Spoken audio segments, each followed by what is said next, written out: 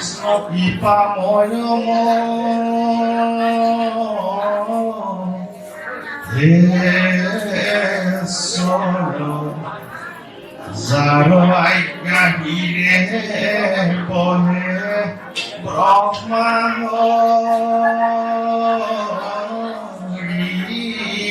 হর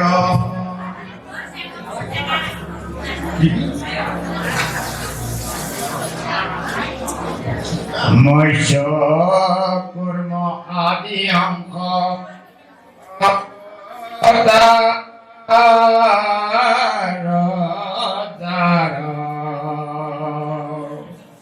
ঈশ্বর কৃষ্ণ কোটি কোটি নমস্কার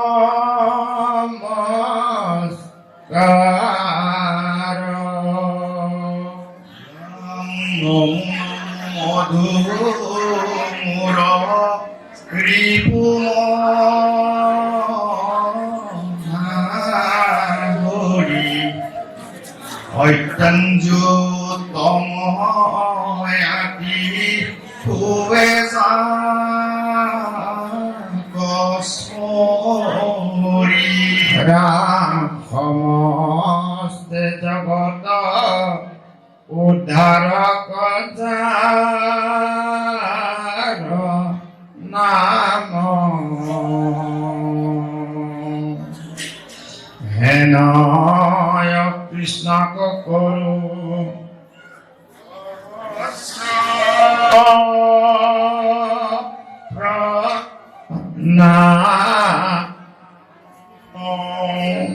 রাম প্রভু ভগবন্ত ভক্তর নিধি হরিক স্মরণে আরম্ভর কবৃদ্ধি পরিচিত মুখ্য কথা দ্বাদশ স্কন্ধর কৃষ্ণর শরণে মানে কিঙ্কর কৃষ্ণ লীলাম প্রথম স্কন্ধর পরা পাদক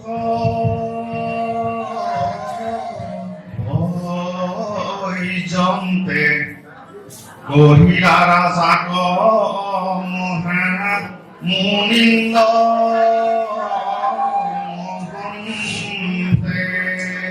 হংসে করিয়া উদারিয়া তার শঙ্করে রসিলা কৃষ্ণ চরিত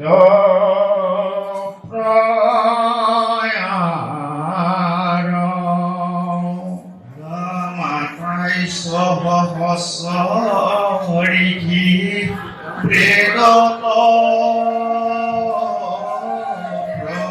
প্রধান বিষ্ণুর নৈমিষ ক্ষেত্রে মহাপুণ্যস্থান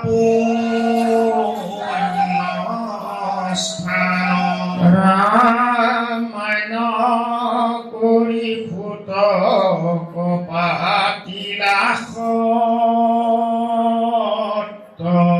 তথা শৌনক প্রমুখে শুনে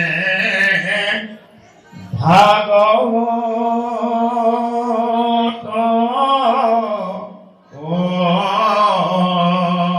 কথা হৰি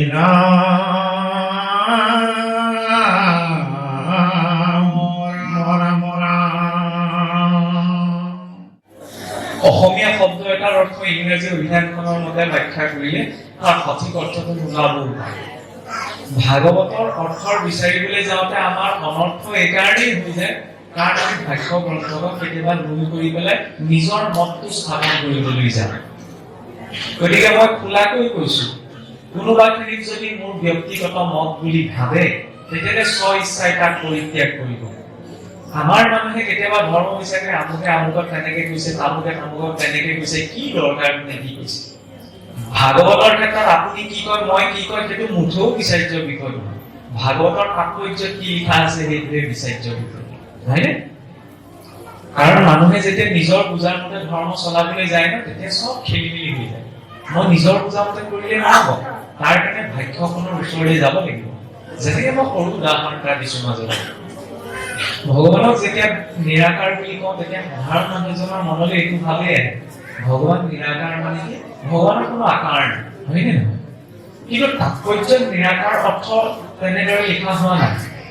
নিৰাকাৰ মানে যাৰ আকাৰ নাই সেইটো নহয় নিৰ্গতা আকাৰ নিৰাকাৰ য'ৰ পৰা সমস্ত আকাৰ নিৰ্গত হৈছে সেয়া হৈছে নিৰাকাৰ হয়নে সাধাৰণ মানে নিৰাকাৰ বুলি ক'লে আমি সেইটো বুজো কিন্তু তাৎপৰ্যত সেই অৰ্থ নিৰাকাৰ শব্দটো প্ৰয়োগ হোৱা নাই ঠিক তেনেদৰে সুসংহিতাৰ বৰ সুন্দৰ প্ৰসংগ এটা মাজতে পানী আনিব বিচাৰিছো কিয় তেতিয়া স্বয়ং সুখদেৱ বেদব্যাসে ভগৱান নাৰদেৱৰ সন্মুখত ভগৱন্তৰ একান্ত ভক্ত নাৰদেৱৰ সন্মুখত এক বিশেষ কথোপকথনত এটা অনুতাপ প্ৰকাশ কৰিছিল যে কলি যুগত চাৰিওফালে ধৰ্মৰ অভাৱ হ'ব অধৰ্ম হ'ব হিংসা বিষ ইত্যাদি বৃদ্ধি পাব সেয়াটো সকলোৱে জানে সেইবিলাকক লৈ আমাৰ ইমান এটা চিন্তা নাই কাৰণ এইবিলাক ভালটো আছে যে বেয়াটো থাকিবই তাৰ মাজত সন্তুলন কৰি মানুহ চলি যাব কিন্তু আচল চিন্তা হৈছে কি কলি যুগত এনেকুৱা এটা বস্তু নাথাকে যিটো বস্তু ভেজাল নোহোৱাকে নাথাকে আপুনি দৰৱ খাবলৈ যায় দৰৱো ভেজাল হয় নহয় শাক পাচলি খাওক শাক পাচলিও ভেজাল মানুহক বিচাৰিবলৈ যায় মানুহো ভেজাল হ'ল হয়নে নহয় মানুহটো দূৰৰে কথা শাস্ত্ৰ চাবলৈ গ'লে শাস্ত্ৰও ভেজাল হ'ল হয়নে শাস্ত্ৰ এনেকুৱাকে ভেজাল হ'ল শাস্ত্ৰৰ কথা লিখি নিজকে অৱতাৰ বুলি কোৱা মানুহো অসমত আছে হয়নে নহয় নিজৰ মতে অৰ্থ বিচাৰি কৰিবলৈ গৈ ঢেৰ আমুক ক'লে মই নাযাওঁ আমুক থাকিলে আমুক হয় এনেকুৱা কোৱা মানুহ আছে কিন্তু ভাগৱত একে ভাগে নামঘৰ বুলি শব্দটো একে নহয়নে কিন্তু আগে পাছে শব্দ কিছুমান অকণমান বেলেগ হৈ যায় কাৰণে দৰ্শনবিলাক ভিন্ন হৈ যায় সেইকাৰণে ভগৱান কৃষ্ণই তেতিয়া স্বয়ং বেদব্যাসৰ জৰিয়তে এটা কথা প্ৰকাশ কৰিছিল যে সৰ্বমাৰ্গেষু দুষ্টেষু কলৌ সব খলু ধৰ্মিণী প্ৰাচণ্ড পশুৰলোকে কৃষ্ণ এব ভক্তিৰ্ম অৰ্থাৎ কলি যুগত এনেকুৱা কোনো এটা মাৰ্গ নাই যিটো মাৰ্গত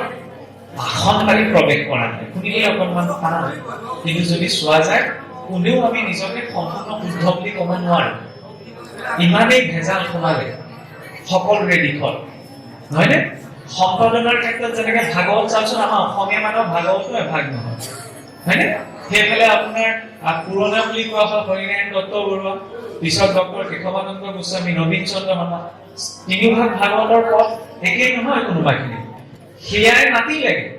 আকৌ শ্ৰীমন্ত শংকৰদেৱ সংঘই এভাগ উলিয়াই ল'লে সেয়াও নাতি লাগে কৃষ্ণগুৰুৱে আকৌ তাক কাটি কুটি পেলাই অকণমান এখন কৰি ল'লে ভাগৱতৰ সাৰ বুলি এতিয়া গোটেই বিভাগ মিলি ল'লে বিপদ হয় এভাগত আছে এভাগে গৈছে এনেকে কোনটো কৰিব মানুহে সেইকাৰণে কি ক'লে ভেজাল নোহোৱাকে এটা বস্তুহে আছে সেইটো কোনো বস্তুৱে ভেজাল কৰিব নোৱাৰে ভগৱানৰ সংজ্ঞাটোকো মানুহে ভেজাল কৰি পেলাব হয়নে নহয় এটা সময় আছিল ভগৱান বুলি ক'লে একমাত্ৰ পৰম পিতা পৰমেশ্বৰক বুজা গৈছিল আজিকালি মানুহো ভগৱান হ'বলৈ ধৰিলে ভগৱানৰ সংজ্ঞাটো ভেজাল হ'ল ভেজাল নোহোৱাকে তেতিয়াহ'লে কি আছে নাম হয়নে নাম কোনেও ভেজাল কৰিব নোৱাৰে আপুনি চাওকচোন যি পন্থ যি মাৰ্গে কওক নাম আপুনি ভিন্নতা পাবনে ক'তো নাই সেইটোত খেলি মেলি কৰিব নাই বাকী চবতে খেলি মেলি কৰিব পাৰিব সেইকাৰণে ক'লে কৃষ্ণৰ নামতহে একমাত্ৰ গতি আছে কিন্তু সেই নামক চৰ্চন কৰিবলৈ এটা পদ্ধতি আছে নহয়নে কিয় কোৱা হৈছে এই যে কোৱা হয় যে নামতে সত্য কাৰ্য সিদ্ধি হয় নামতে সমস্ত পাপ নাশ শুদ্ধ কথা তাত দ্বিতীয় এটা শংকা নাই কিন্তু আমি যেতিয়া কওঁ নামতে সমস্ত সিদ্ধি হৈ যায় বাক্যটো ঠিকেই আছে কিন্তু যিজনে কৈছে তেওঁৰ লেভেলটো কি সেইটোতো চাব লাগিব বুজিবলৈ অকণমান খেলি মেলি হৈছে ন মই সৰু কথা আপোনালোকৰ ইয়ালৈ সোমাই খাই ৰাস্তাটো হাইৱে তুলনাতটো ৰাস্তাটো ঠেক মই যদি কওঁ আপোনালোকৰ ৰাস্তাটো কাইলৈ মই বহল কৰি দিম আপোনালোকৰ মোৰ লগত হাঁহিব নাহে হাঁহি উঠিব নাই উঠিব নুঠে কওক আপোনালোকৰ সৈতে কথা পাতি আছো হয়নে সহযোগিতাটো দিব লাগিব তেতিয়াহে আগবাঢ়িব পাৰিম কাৰণ ৰাস্তাটো বনোৱা কথা যদি ভাগৱতৰ কথা কৈ থকা মানুহ এজনে যদি ৰাস্তাটো বনাই দিয়াৰ কথা আপোনালোকে হাঁহিব হয় নহয় নাহাঁহিব মনত শংকা আহিব বুলিব এইজনে আৰু কি কথা পাব ৰাস্তাটো বনাই দিয়াৰ কথা কিন্তু এমএলএ যদি কয় উপায়ুক্ত যদি কয় ৰাস্তাটো মই কাইলৈ পৰা কাম আৰম্ভ কৰি আপোনালোকৰ গাঁৱৰ ভিতৰত ৰাস্তাটো বহল কৰিব তেওঁৰ কথাত আপোনালোকে অবিশ্বাস কৰিব নি তেওঁৰ কথাত হাঁহিব নি নাহাঁহে ন এই কথাষাৰটো একেই আছিল ময়ো ৰাস্তা বনোৱাৰ কথা কৈছো মোৰ কথাটো আপোনালোকে বিশ্বাস নকৰিলে ডিচিয়ে একেটা কথা ক'লে আপোনালোকে মানি ল'লে কথাটো একেটাই আছে ন পাৰ্থক্যটো ক'ৰ পৰা আহিল লেভেলটো কি লেভেলৰ কথা আছে হয় না মই সেইটো লেভেলত নাই যে মই আপোনালোকৰ গাঁৱৰ ৰাস্তাটো বহল কৰিব পাৰিম ডিচি সেইটো লেভেলত আছে ন এই যে কোৱা নামতে সকলো বৃদ্ধি হৈ যায় হয় তাত কোনো শংকা নাই মোৰ লেভেলটো কি হয় না ভোক লাগিলে মই কৃষ্ণ বুলি কৈ মোক ভোকৰ নিবৃত্তি মই ঘটাব পাৰিব লাগিব সেইটো বিৰক্ত মানৱ সেইজনৰ ৰখি আছে কিন্তু মইতো নোৱাৰো ন সেইকাৰণে আমি এটা পদ্ধতিৰ মাজেৰে নাম লওঁ যদিও হৰিনাম কীৰ্তনত নাহি এক কালপাত্ৰ ন নামে সমস্ত কৰিব পাৰে কিন্তু সমস্ত কৰিবলৈ মই সেইটো স্থিতি পাইছো নে নাই সেইটোতো চাব লাগিব প্ৰহ্লাদে স্তম্ভটোতো ভগৱন্তক দেখিছিল আমি মানুহৰ বিৰোধী নেদেখো ক'বলৈহে কৃষ্ণ কৃষ্ণ হয় নহয় সঁচা কথা হয় নহয় আমি সেইটো স্তৰতে পোৱা গ'লো তেতিয়াহ'লে এইটো কৈ পেলাই চাইড কাটি থাকিলে নহ'ব আমতে সকলো হৈ যায় সেই লেভেলটোলৈ যাব লাগিব তাৰ পিছতহে আমি কথা ক'ব এতিয়া ময়ো সেইটো লেভেলত নহয় যে মই ক'ব পাৰোঁ যে মই আপোনালোকৰ আগত ভাগৱতৰ ব্যাখ্যা কৰিম কাৰণ প্ৰতিটো বাক্যটো ভাগৱত ব্যাখ্যাৰ পৰা তাত নিজা দৃষ্টিকোণ এটা প্ৰত্যেক মনুষ্য জড়িত হৈ যায় গতিকে স্বতন্ত্ৰ দৃষ্টিৰে আপোনালোকে তাক শুনিব যদি কিবা প্ৰয়োজনীয় বুলি ভাবে স্বইচ্ছাই গ্ৰহণ কৰিব যদি বৰ্জনীয় বুলি ভাবে স্বইচ্ছাই তাক বৰ্জন কৰিব এতিয়া আমাৰ মূল কথাটো যিকোনো কৰ্ম সম্পাদনৰ মূল তিনিটা উদ্দেশ্য থাকে এটা হৈছে ইচ্ছা এটা হৈছে আৱশ্যকতা এটা হৈছে ভাগ্য য'ত ইচ্ছাটো থাকে জৰুৰী নহয় তাত আপোনাৰ আৱশ্যকতা বা বাধ্যতাটো থাকিব কেতিয়াবা ধৰি লওক এই অকণমান ঘৰতে আছো কাষৰ ঘৰলৈ মই অকণমান ওলাই যাওঁ অকণমান তিনিআলি ঘৰলৈকে ওলাই যাওঁ আৱশ্যকতা নাই বাধ্যতাও নাই কিন্তু অকণমান এইজনে অকণমান কথা এটাৰ পাতি বুলি আপুনি ঘৰখনৰ পৰা ওলাই যায় কি ইচ্ছা য'ত ইচ্ছাটো আছে তাত জৰুৰী নহয় যে আৱশ্যকতা বা বাধ্যতাটো থাকে দ্বিতীয়তে চাওক আৱশ্যকতা য'ত আৱশ্যকতা থাকে জৰুৰী নহয় তাত ইচ্ছা থাকিব বা বাধ্যতা থাকিব যেনেকে বেমাৰ কৰিলে মানুহ হস্পিটেল যাব লাগে হস্পিটেল এতিয়াতো মানুহ জীয়াই থাকিলে কোনো যাব নিবিচাৰে কোনোতো বেমাৰী হ'ব নিবিচাৰে হয় নাই হস্পিটেললৈ যোৱাৰ কাৰো ইচ্ছা নাই বাধ্যতাও নাই কিন্তু কেতিয়াবা আৱশ্যকতা আহি পৰে যে হস্পিটেললৈ যাব লাগে হয়নে আৰু তৃতীয়টো হৈছে বাধ্যতা য'ত বাধ্যতা থাকে তাত ইচ্ছা আৰু আৱশ্যকতা নাথাকে যেনেকে চাওক মই যদি বেয়া কাম এটা কৰো তেতিয়াহ'লে মই আইনমতে দণ্ডনীয় হ'ম আৰু আইনমতে দণ্ডনীয় হ'লে ব্যক্তিজনে দণ্ড ভুগিবই লাগিব এতিয়া মোৰ জেললৈ যোৱাৰ ইচ্ছাও নাই জেললৈ যোৱাৰ ইচ্ছাও নাই কিন্তু মই বাধ্য যদি মই আইনমতে দণ্ডনীয় কিবা এটা কাম কৰিছো তেতিয়াহ'লে মই জেললৈ যাবলৈ বাধ্য ন আজি অনুষ্ঠান ভাগ পাতিছে এতিয়া অনুষ্ঠান ভাগলৈ আমি প্ৰত্যেকে আহিলো ইচ্ছা কৰি আহিছো নে আৱশ্যকতা কৰি আহিছো নে বাধ্যতা কৰি আহিছো সেইটোতো জানিব লাগিব হয় নে হয়নে কিছু ইচ্ছা কৰি আহে হয়নে নহয় কিছু আৱশ্যকতাত কৰি আহে কিছু বাধ্যতাত কৰি আহে মই মোৰ নিজৰ স্থিতিটো কৈছো মই বাধ্যতাত আহিছো মোক যদি নামাতিলে মই আহিলোহেঁতেন মোক যদি এনেই ক'লেহেঁতেন ভাগৱতৰ অনুষ্ঠান এবাৰ পাতিছো লেখা এটা দিবা দিয়ে মোৰ নহ'ব মই বাধ্যতাত আহিছো খোলাকৈ কিয় কোৱা হৈছে কাৰণ ঈশ্বৰ ভক্তি ইচ্ছাটো নহয় আৱশ্যকতাটো নহয় বাধ্যতাটো নহয় আনুষ্ঠানিকতাত ভক্তি কৰাটো সম্ভৱেই নহয় অনুষ্ঠানটো এইকাৰণেই লাগে কাৰণ সকলো মানুহে সকলো সময়তে সেই সময়টো দিব নোৱাৰে ন সকলো সময়ৰ মানসিক স্থিতিবিলাক বেলেগ বেলেগ কৰ্ম ব্যৱস্থা বেলেগ বেলেগ তাৰ মাজত ৰাইজ সমবেত হৈ সংঘবদ্ধ হৈ সেই ঈশ্বৰ ভক্তিক ৰূপায়ণ কৰিবলৈ তাৰ পৰা প্ৰেৰণাটো লৈ যায় অনুষ্ঠানটো সেইবাবে লাগে হয়নে কিন্তু আমি কৈ থাকো ধুনীয়াকৈ আমি কপচত গাই দিওঁ বোলে হৰি কথা শুনিলে বহুত পুণ্য হয় হয়নে অনন্ত কোটিজনৰ পাপ নষ্ট হৈ যায় বহুত পুণ্য উদয় হয় পুণ্য উদয় হোৱাৰ পিছত আপুনি ঘৰলৈ কি কৰে ইয়ালৈ আহিলো সেৱা কৰি ভাগৱত প্ৰসাদ খাই বহুত পুণ্য হ'ল। তাৰপিছত কি আমি কৰিলে ধুনীয়া ধুনীয়াকে মিলিবলৈ পাই নাই যে হৰি কথা মানে বহুত পুণ্য হয়, হৰি কথা শ্ৰৱণ কীৰ্তন কৰিলে জীৱৰ অৱশ্য পুণ্য হয়। ঠিক আছে, নামঘৰলৈ আহিলো, হৰি কথা শুনিলো, হৰি কথা বুজিলো, সেই পুণ্য হ'ল। এতিয়া পুণ্যখিনি কি কৰিলে ঘৰতে কি কৰে শুনি দেৱভূতি কুচন্ত তোমাই আৰু এক কথা বাপ কহিও বুজাই প্ৰকৃতি পুৰুষ দুয়ো এৰি নাই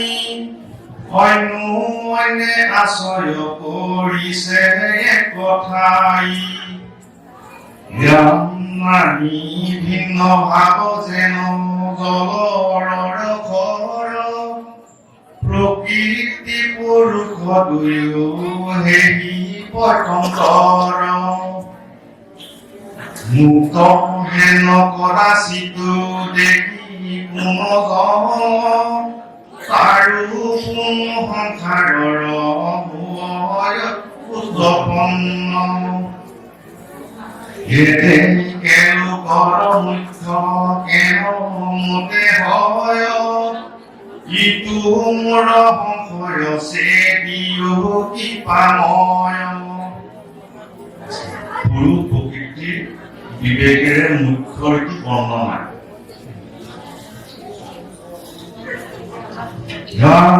কপিল বদতিয়াবে শুনিও কয় প্ৰকৃতিৰ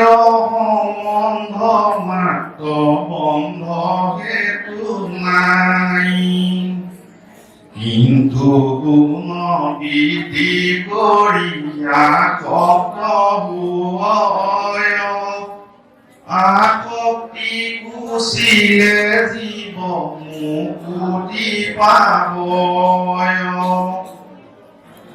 এতেকে সাধন কমুনা কৰি মন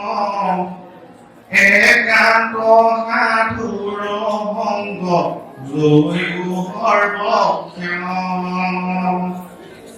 মূৰ গুণ নাম যিটো কীৰ্তন কৰ চিৰকাল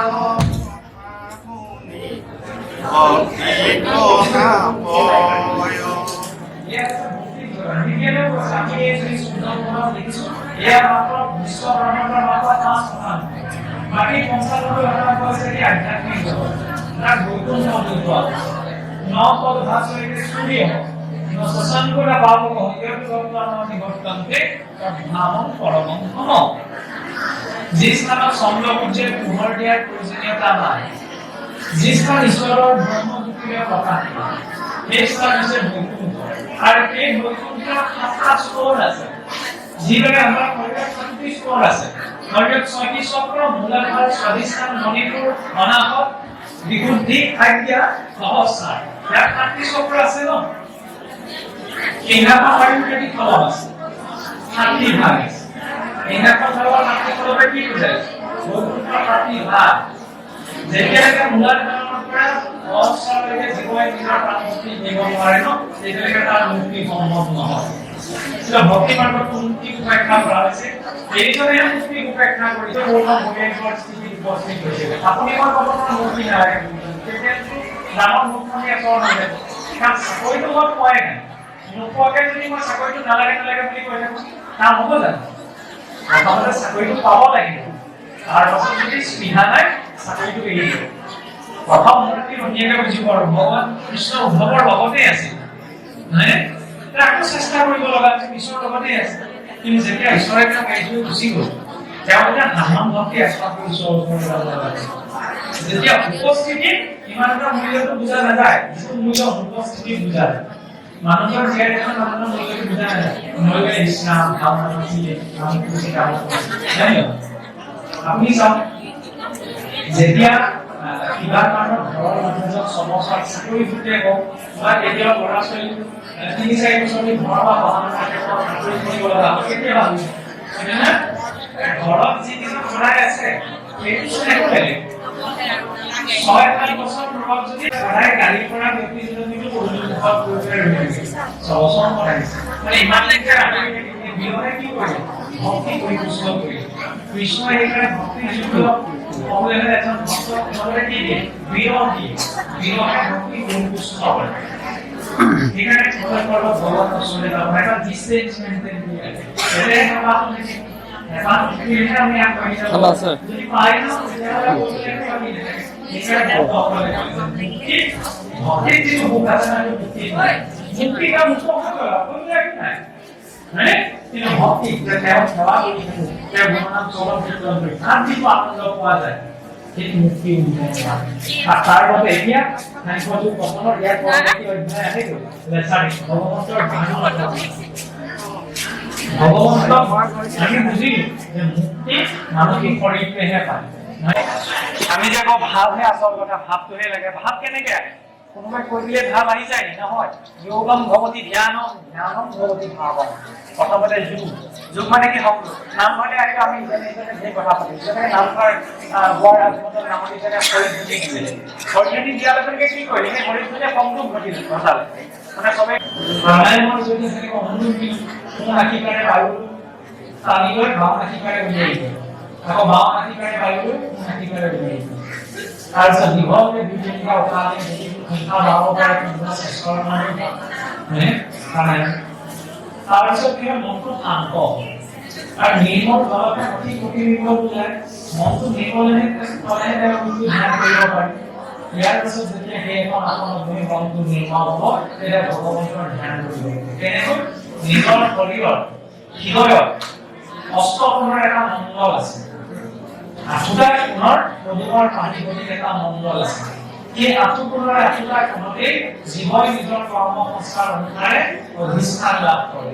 পূৰ্ণৰ উদিয়া পশ্চিমৰ ফল পায় দক্ষিণৰ চিত্ত হৈ ৰাখি উত্তৰত কি হয় ভক্ত হয় এইবাবে পাঠৰ আসন উত্তৰ মুখলৈ পতা হয় উত্তৰত উন্নত যাতে জীৱ উত্তম ভক্তি কৰিব লাগে যাৰে পাৰম এতেকে ভক্তৰ প্ৰতি উত্তৰৰ বোলে যাই যিটো জানিবা ভক্ত আৰু সেই ভক্তিগুণক অৱস্থান লাভ কৰিলে জীৱ অধিক সমাজ হয় নৈতিক অধিক আনন্দ লাভ ইয়াৰ পাছত যেতিয়া তেওঁ ইমান গুণত অৱস্থান কৰে ন তেতিয়া তেওঁ তীৰ্থ বুলি আৰু বায়ু গুণত যেতিয়া অৱস্থান লাভ কৰে ব্যক্তিজন চঞ্চল হয় এই আঠটা কোণৰ মণ্ডল ভিতৰত তিনিটা মণ্ডল আছে প্ৰথমতে আছে বোলে এটা সূৰ্যৰ মণ্ডল সূৰ্য মণ্ডলৰ ভিতৰত এটা অগ্নি মণ্ডল চন্দ্ৰ মণ্ডল চন্দ্ৰ মণ্ডলৰ ভিতৰত আছে এটা অগ্নি মণ্ডল অগ্নি মণ্ডলৰ ভিতৰত পৰমাত্মাৰ স্থান এই পৰমাত্মা কেনেকৈ পায় প্ৰথম মানুহজনে চালে প্ৰথমতে মুখলৈ চায় ভগৱন্তই প্ৰথমতে শ্ৰীমুখ নহয় ভগৱন্তৰ প্ৰথম শ্ৰীচৰণ মানে অৰুণ চৰণ অৰুণ বৰ্ণৰ চৰণত ভজ ভজ জল অংক পঞ্চচিহ্ন এই পঞ্চচিহ্নৰ নিৰ্ণয় আছে গুৰুমুখেৰে জানিব লাগিব এই অৰুণ চৰণৰ পৰাই ভগৱন্তৰ নুপুৰ চাৰিবেদী ভগৱন্তৰ ভৰি পিন্ধা নুপুৰ ভগৱন্ত আমাৰ আইসকলেতো ফুলপ্ৰকাৰ শৃংগাৰৰ কথা আছে ভগৱন্তৰ 32 টকা অলংকাৰ প্ৰতিটো অলংকাৰ এটা তাত্ত্বিক নিৰ্ণয় আছে গজেন্দ্ৰই গজন পূজাৰ হাৰ পঞ্চবৰ্ণ বৰ্ণমালায় পঞ্চশক্তি তেনেদৰে ভগৱন্তৰ প্ৰতি অংগ প্ৰতিটো ধ্যান কৰি আমাৰ চৰণৰ পৰা মস্তক লিখি যোৱা আৰু মস্তকৰ শৃংখলৰ পৰা পুনৰ ধ্যান কৰি চৰণ সেই ৰূপটো যেতিয়া মনত থাকে তাৰপিছত নাম লোৱা যায় তেতিয়া নামে আমি যদি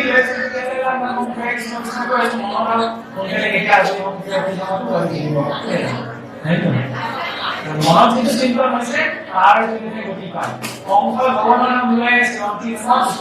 মনত থাকিলে সেইকাৰণে কৃষ্ণৰ নাম ঘৰত গৈ গতি মহাৰাজ ঘৰতে বহুত ত্যাগ কৰি পেলাই আশ্ৰম কিবা কৰি গৈছিল অন্তিম সময়ত মনলৈ আহিছে ঈশ্বৰৰ কথা পাহৰি জন্ম লাভ কৰিব লগা নিয়মীয়া ভাৱ আছে মানে নিত্যম পৰিৱৰ্তন দেখি কম গতি সদা ভাৱ ভাৱ যে মনুষ্যই নিজৰ জীৱকালত যেনে ধৰণৰ ভাৱ চিন্তনৰ মাজতে নিজকে ৰাখে ন অন্তিম সময়তো সেই ভাৱ চিন্তনে মনলৈ আহে তাৰ অনুভূতি গতি পায় আৰু এনেদৰে যেতিয়া কপিল কোহে ভগৱন্তৰ স্বৰূপ জ্ঞান ঈশ্বৰৰ ধ্যান বিধি দিছে আৰু সেই ধ্যান বিধিকে আই দেৱহূতি একান্তভাৱে আচৰণ কৰি নিজৰ শৰীৰৰ পৰা প্ৰাণ কৰি তেওঁ বৈকুণ্ঠলৈ ভ্ৰমণ কৰিছে আৰু যি স্থানত তেওঁ পৰিত্যাগ কৰিছিল সেই স্থানত আজিও সিদ্ধি কৰা মানে ৰাজু এক নৃত্য এইখন ভাৰত বুলি প্ৰকাশ আছে আৰু ইয়াৰ পাছত ভগৱন্ত কবিয়ে নিজৰ বিবাহ ত্যাগ কৰি পুনৰ সেই কন্যাক আশ্ৰমকে গ্ৰহণ কৰি লোক কল্যাণৰ অৰ্থে সাংখ্য জ্ঞান প্ৰচাৰৰ বাবে সেই যাত্ৰা আৰম্ভ হৈছিল এই প্ৰসংগলৈ অপীশ্বৰী সম্পূৰ্ণ হ'ল এতিয়া আৰু বহুত কৰিম নে আৰু যাম নে যদি আৰু যাবলগীয়া তেতিয়াহ'লে অকণমান যাম আৰু যদি ইমানকে ৰাখিব লাগে তেতিয়াহ'লে অধ্যায়টো বেছি অংক নাই মাত্ৰ 4 পেজ আছে তেতিয়া সেই 4 পেজটো পাছ কৰি আমি ইমানকে কথা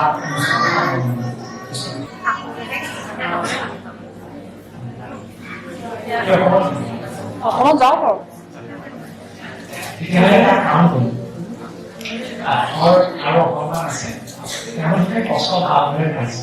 এইখন পঢ়ি তেওঁলোকে সামৰিলে পৰৱৰ্তী অকণমান অংশ হ'ব নহয়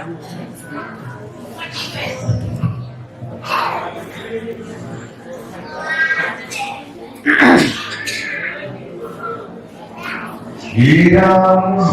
নিয়মৰ নাৰী পৰম প্ৰবৃত্ত দ্বিতীয় স্কন্ধৰ কথা কপিল চৰিত কৰিম বিনাশক আতপৰে নাই জানি সাৱধানে শুনা এলানো জোৰাই অজয় অজয় কপিল স্বৰূপ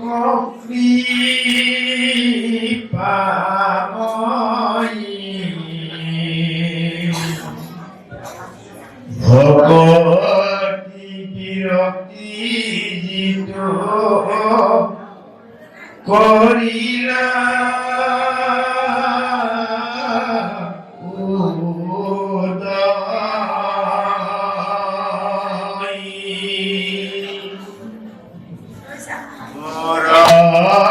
সৰ্বক্ষণে তদু পদে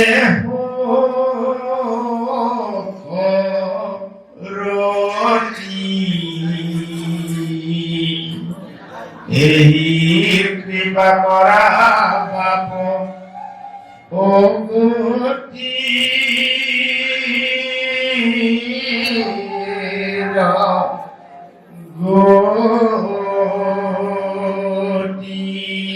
কৃষ্ণ আমাৰ সমাপ্তিৰ কাৰণে এটা খুঁটেল গৈছে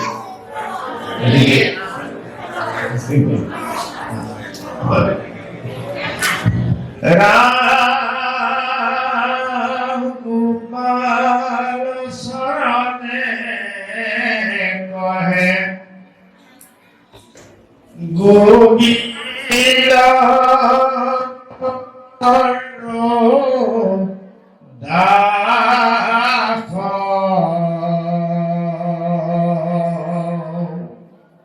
ৰামকৃষ্ণ বুলি চলা গোবিন্দৰ পাছ কৃষ্ণ বুলি চলা গোবিন্দ হৰে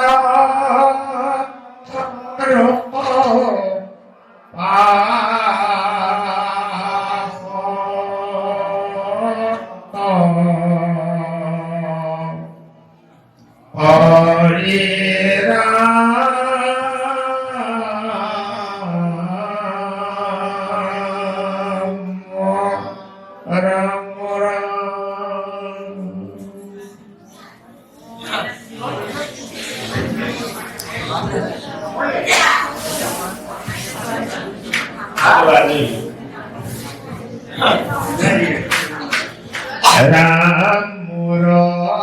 ভবক্ষণে তজু পদে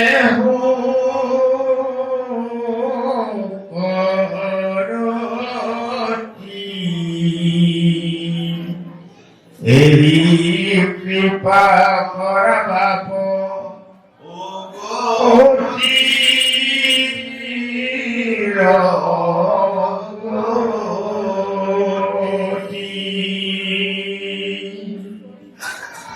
গোপাল চৰণে কহে গোবিন্দ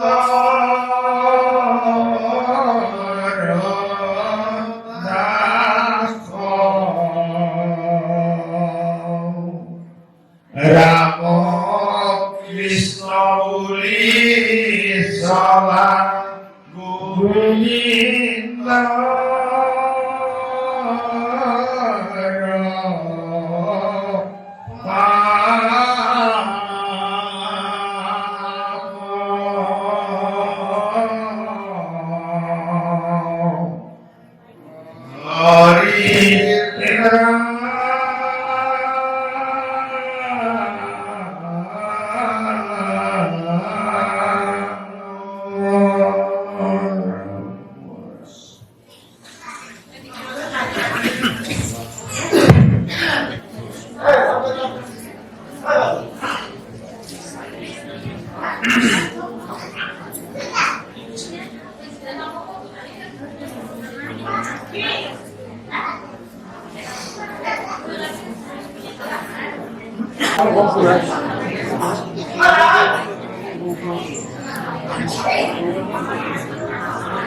তত্ত্ব আৰু জ্ঞান যদি তত্ত্ব ধুনীয়াকৈ বুজি পায় তেতিয়াহ'লে আৰু একো নালাগে। আমাৰ এইগৰাকীয়ে যিখিনি কথা কৈ আছে সন্নিৱিষ্ট কৰি তাত কিন্তু বহুত কথা সোমাই আছে। কোনোবাই যদি বুজি পাইছে তাৰ ভিতৰতে বুজক, আৰু যোনে ইমানখিনি কথা ভঙাই দিবলৈ যাওঁতে আমাৰ মানে বিশ্লেষকগৰাকীয়ে যিখিনি কথা কৈছে সত্য কথা, তৰ্কযুদ্ধ হ'ব নহয়নে? আমিও বৈদিক সমাজৰে এজন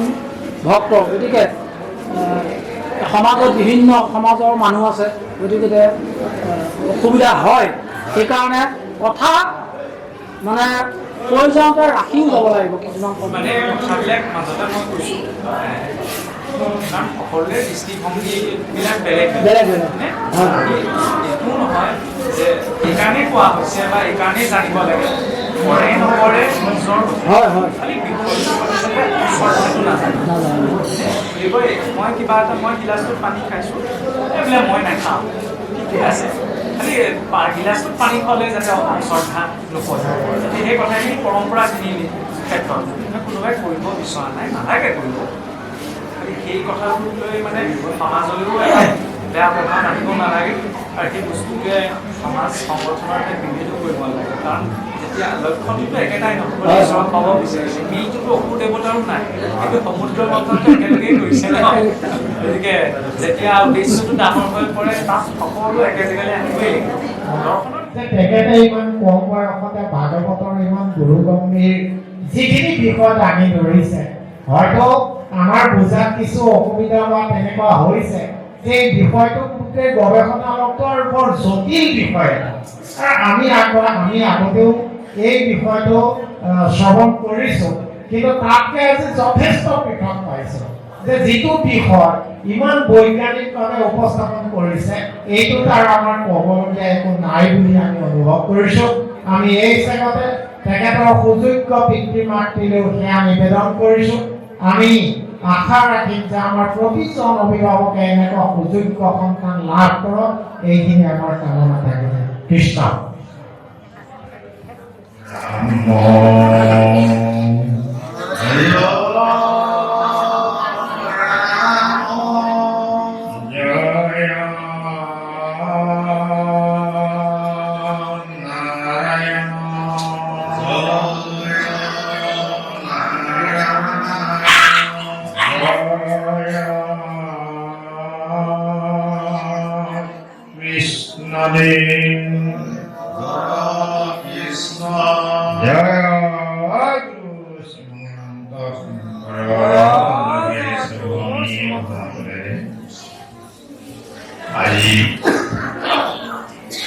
বৈকুণ্ঠৰ কল্পটো আমি লৈ পাঠ কৰোঁতে আমাৰ অনেকখিনি অপৰাধ নিশ্চয় হৈ গৈছে। কত সহজ অপৰাধৰ ক্ষমা বিচাৰি আমি দয়া আপোনাক খবৰ শ্ৰীচৰণত অপৰাধ ভঞ্জনেৰে আমি সেৱাদৰ খাব বিচাৰিছোঁ। আপোনাক সবে ক্ষমা নকৰিলে প্ৰভু ভগৱানটোৱে আমাক ক্ষমা নকৰিব। গতিকে আপোনাক খবৰ ওচৰত আমি অপৰাধ ভঞ্জনেৰে সেৱা প্ৰাৰ্থনা আগবঢ়োৱা হৈছে।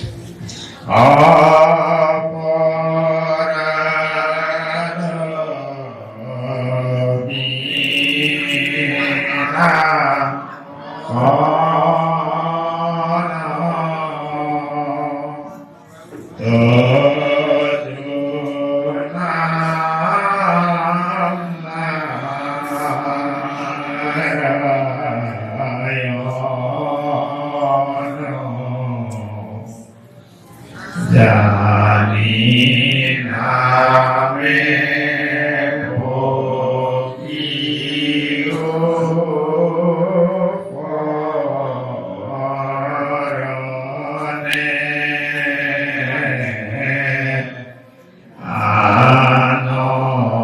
anogoti nanike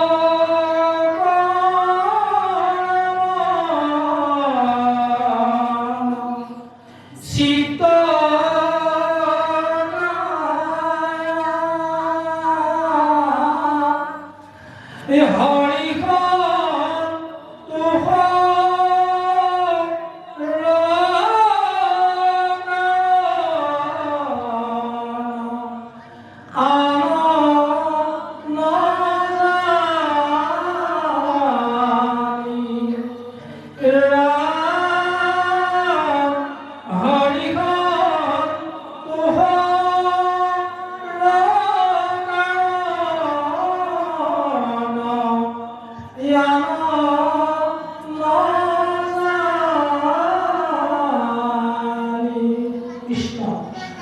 কৃষ্ণ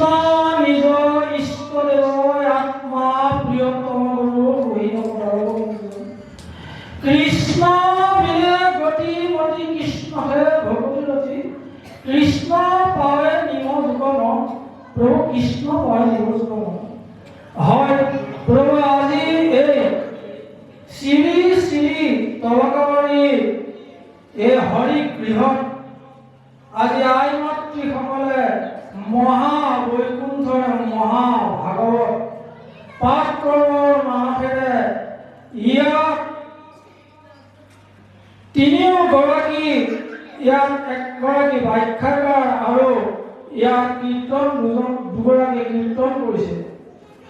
ইয়াতে সেৱকী সমস্তই গলে বস্ত্ৰ ধৰি দহমলি কীৰ্তনাঞ্জলি কৰি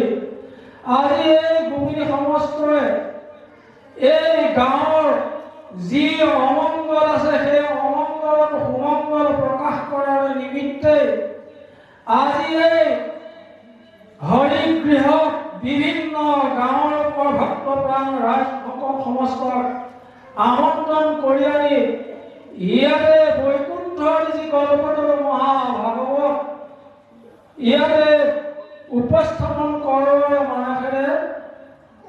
আই মাতৃসকলে ইয়াতে সেৱা কৰিছে ইয়াতে এভাগে নৈমিত্য ধূপ দীপ অৰ্চন মংগল কৰি এই ভকতসকলৰ প্ৰতি আশীষ প্ৰদান কৰাৰ মানসেৰে সেৱা কৰিছে ইয়াতে যদি কোনোবা কিন্তু কায় বাক্য মনস্থিতে কোনোবা যদি অপৰাধ হৈছে সেই অপৰাধে ভঞ্জন কৰি প্ৰভু দৈৱকীনন্দে উপসন্ন হৈ আগলৈকো সেই ভকতসকলৰ প্ৰতি আশীষ ল'বৰ নিমিত্তে শৰীৰত শক্তি ভাতৃ পাত্ৰ কৰাবলৈ আশীষ প্ৰদান কৰিব লাগে প্ৰভু কৃষ্ণ হৰি